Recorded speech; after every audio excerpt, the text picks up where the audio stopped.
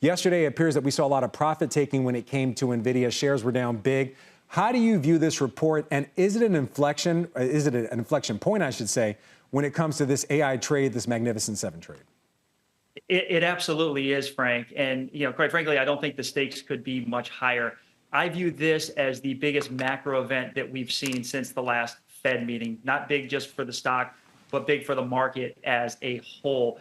And really, with where investor expectations are, Nvidia has to deliver. In yesterday's session, we did see a lot of profit taking. If you look at the activity that we saw in the options market, call options, much more heavily skewed volume to the bid than the offer there. And I would anticipate that you're going to see probably similar activity in today's session for the simple fact that with expectations as high as they are, risks are much more skewed to the downside than they are to the upside.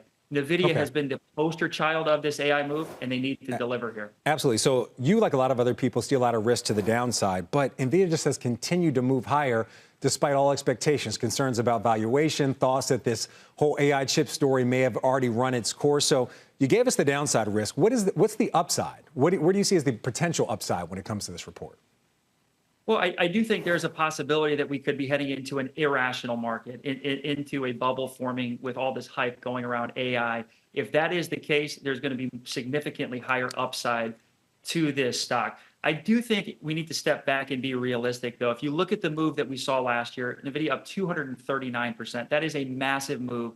They're already on pace to exceed that this year. If we were to see the same move in 2024 that we saw in 2023, that would put Nvidia's market cap higher than that of Microsoft. Meanwhile, last year, it generated about 12% of the revenue of Microsoft. So I think here, yes, there might be more upside, but we have to take a step back and think about what is realistic. Right. And overall, investors need to slow down with their expectations on the stock. So, Tim, even on the upside, you don't seem that positive about this stock. I want to bounce something off you. We played it for the audience before you came on from Jim Cramer. Cramer basically saying Nvidia's actually gotten cheaper if you look at it on an earnings basis because the earnings are growing faster than the stock. What would be your response to that? Because obviously Jim Cramer, well-known stock picker and named his dogs after Nvidia, very bullish on the stock still. And he does have a point. If you look at the valuation, we're actually trading at one of the cheaper levels that we've seen over the last 5 years for the stock itself.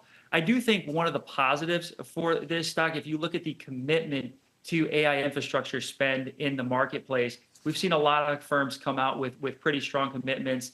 If you look at Microsoft, Meta, Amazon, all of these companies looking to put the infrastructure in place, that's going to be very positive for Nvidia as a whole.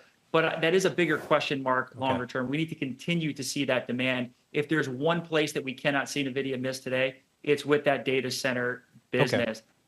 Speaking of long term, the market's implying a move of just about 11% post earnings. That could be to the upside or the downside. How do you play it if it goes either way? Give us a very quick sense. Do you buy more Nvidia if you're an investor out there if it goes to the downside? If it's to the upside, is it time to take more profits?